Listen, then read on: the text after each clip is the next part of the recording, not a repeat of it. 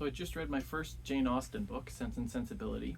This was recommended to me by one of my favorite people, so I had to give it a go. I haven't read any Jane Austen before. I have been trying to read more books by female authors. This year I've read over 50 books so far, and only a handful of them have been by women writers, so that's another reason why I wanted to read something like this. So Sense and Sensibility. Those words describe the two main characters, Eleanor and Marianne.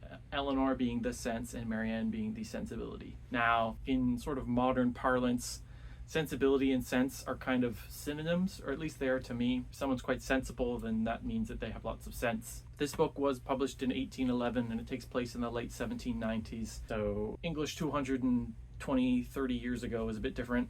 So sensibility means more of like a sensitivity or emotionality. So someone who is more prone to emotional reactions to things and acting based on emotion, versus sense, which is someone more in control of their emotions, someone more prudent, more rational. And like I said, those fit perfectly our two main characters, Eleanor being sense and Marianne being sensibility. So Eleanor and Marianne are sisters. At the start, I think Marianne's like 16, turns 17 later in the book, and Eleanor is 19. They also have another sister, an even younger sister, who's like 15, who is Margaret.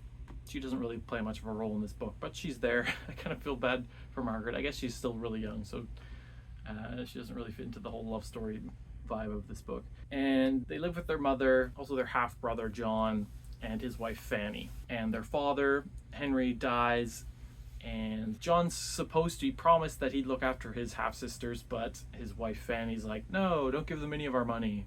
Let them, they'll be fine. We need the money for ourselves, because she's a horrible person. And so the mother and the three daughters have to move off, and they move to a little cottage down in Devon, and that's sort of how our story starts. So like I said, this Fanny is sort of a horrible person. Almost every character in this book is a horrible person, especially the women. A lot of the women are just seen as really petty, vengeful, deceitful, full of themselves, selfish. And not just the women, but the men as well, which we'll get to. The book's not written from the POV of Marianne or Eleanor. It's a narrator sort of describing the events in the third person, but the narrator sometimes describes the thoughts of both Marianne and Eleanor. To me, Eleanor's sort of the main character. Maybe it says something more about me than about the book itself, but I understood Eleanor, and I sort of saw Eleanor as someone praiseworthy and someone who sort of does everything right and is like I said, she's the sense. She's so prudent. She's so in control of her emotions and so above pettiness, and people who have wronged her she will treat with the utmost of respect, and always, like I said, in control of herself. And she's almost too good, almost like a perfect person. And Marianne's not bad at either. She is really given prone to emotions. She's very dramatic, but it's interesting, especially near the end of the book, we see that these two characters, Eleanor's not totally a cold, emotionless Vulcan. She does have emotion, and she does express it. So she does have a bit of sensibility in her, and as well Marianne at the very end of the book. Sort of a change of heart, and wants and going forward wants to be more full of sense. I want to say more sensible, because again the words are weird, but becomes more prudent, more mature, more in control, and that sort of thing. So the two are very different, and they do embody this sense and sensibility, but they embody both of them. They're not total caricatures. They do sort of feel like real people, except Eleanor's like the perfect real person. So who should we start with? Let's do Marianne. So throughout the course of this book, both Marianne and Eleanor fall in love, and the whole course of this book is their sort of weird love affairs. So Marianne, the younger one, when they're at this cottage in Devon, they meet this sort of friend of a friend. Again, I'm not going to get into the relations, because there's lots of cousins and then friends of cousins, and they're all sort of weirdly the way that these people sort of know each other is kind of strange. But they meet this guy, Colonel Brandon, who I immediately love, although he's described as, quote, an absolute old quote, an absolute old bachelor on the wrong side of 5 and 30, which my heart immediately goes out to, an old bachelor on the wrong side of 5 and 30. He's a nice guy, but he's absolutely smitten with Marianne, who is like 16, 17 at the time, which at this time period, it's fine. whatever. I know nowadays if a couple is more than 6 months apart in age, it's like a big uproar, but in this fictional book in the 18th century, who cares? So he's quite smitten with Marianne, but again, she's like, you're an old man, I'm not really into you. So he's cool with that. And then she meets sort of her Prince Charming. She's out for a walk and she falls and sprains her ankle, and this guy Willoughby is nearby. This young 20, I think he's like 25, I assume. He literally whisks her off her feet and rushes her home and looks after her and makes sure she's okay and comes back the next day, and that's when this love affair starts. And Marianne is head over heels with this guy Willoughby. Colonel Brandon, who sees this happening, is like, you know what, if Marianne's happy, like, I'm an old bachelor, I'm just gonna step away. And that's another reason why I like Brandon, because he wants her to be happy. He cares more about her happiness than his, which I think is admirable. And yeah, so this relationship starts between Willoughby and Marianne, and everyone's picking up on it. Everyone's expecting an engagement to be forthcoming and for them to live happily ever after. But at one point, Willoughby states that he has to go back to town, which town being London.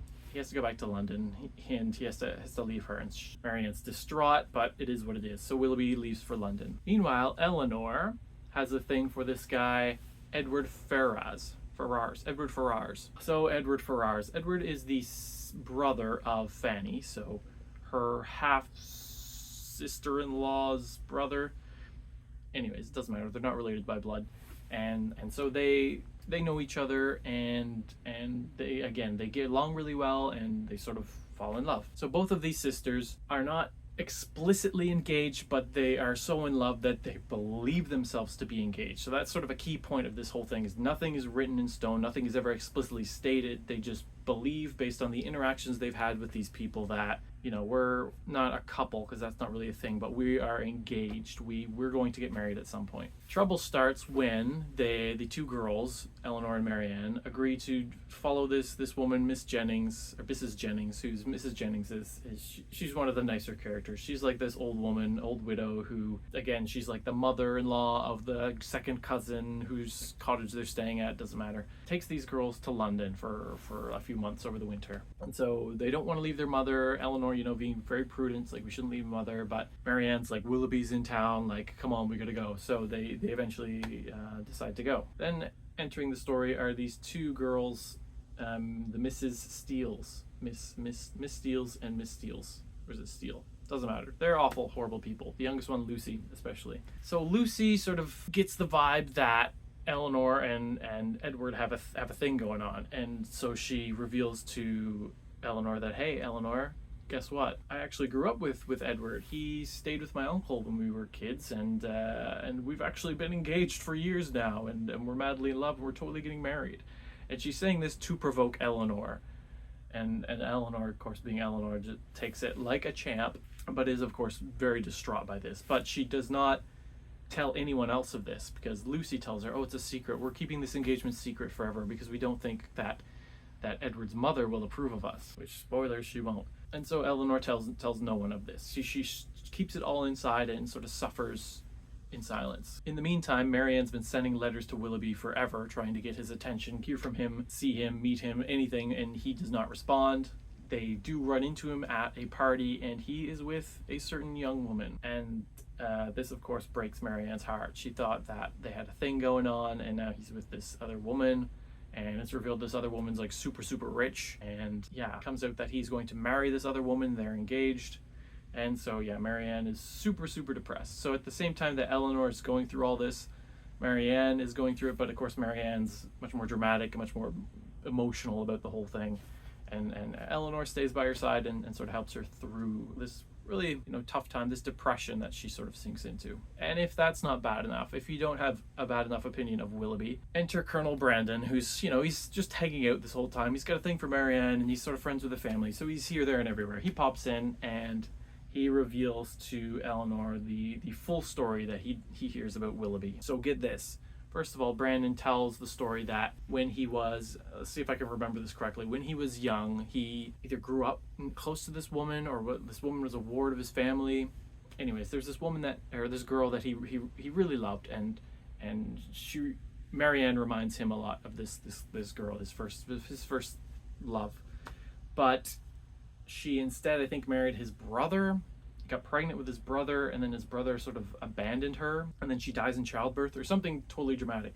But this child that she has, this Eliza, Brandon sort of takes in as his own, and everyone sort of assumes that it's actually Brandon's child, and he has this secret love child, but it's not. He's actually like trying to help out this woman he loved slash his like niece, I think it is. Anyway, so this girl Eliza, she's now 14, and turns out she and Willoughby have been up to mischief. So Willoughby, again, who I think is in his like early 20s at least, he's fooling around with this 14-year-old girl and gets her pregnant, and then abandons her and the baby, and sort of, you know, takes off. This whole time that she's been fooling around with Willoughby, she's been sort of off the map. Like, Colonel Brandon has no idea where she's been. She's just sort of disappeared, and only when she's pregnant and Willoughby has left her does he finally find her. And this all comes out that, you know, Willoughby has done this. So yeah, Willoughby's a horrible, awful person.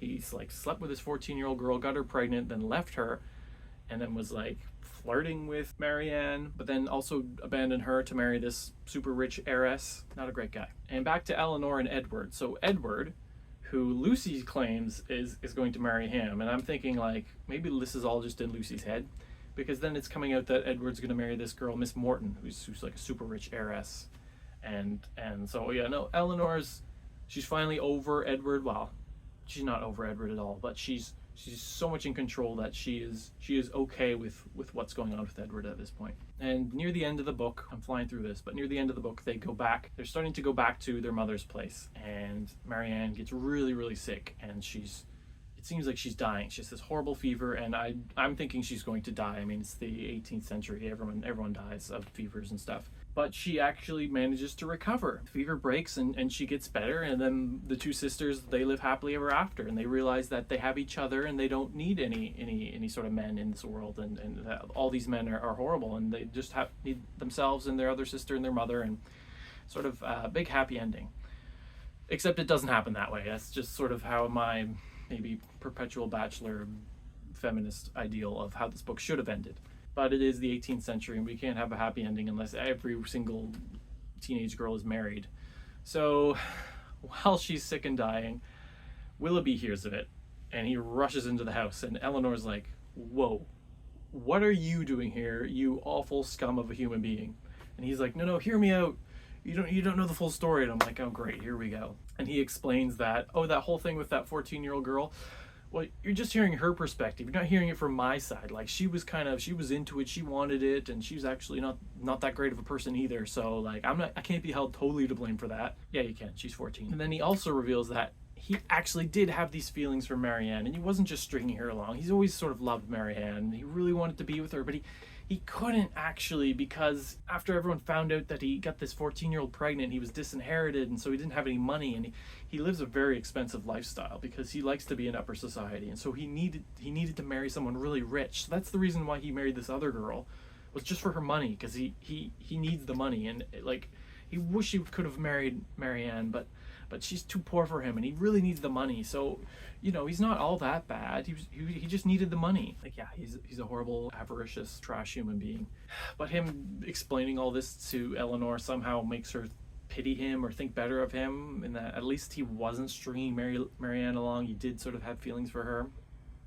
He's still a piece of trash. But so far so good. All the men are trash. We don't need to stick with them. And then Edward shows up. And this is the weird twist of the book, which in hindsight, I guess it makes sense, but at the time you're reading it, you're like, this makes no sense. Why is this happening? So Edward, he was set up to marry this super wealthy person that his mother and family approved of, but the whole family sort of knew that Eleanor sort of had feelings for him. So this one time where they had this party, this get together with Edward's mother, who is like super strict and like she hates happiness. She's just a miserable old person. She's at the party, Edward's at the party, Eleanor's there, and because Eleanor's there and the mother sort of suspects something going on between Eleanor and Edward, the mother purposefully is super mean to Eleanor, and then in turn is really gracious to the other guests, Lucy. So Lucy Steele's there, the one who claims to be engaged to Edward and had been for years.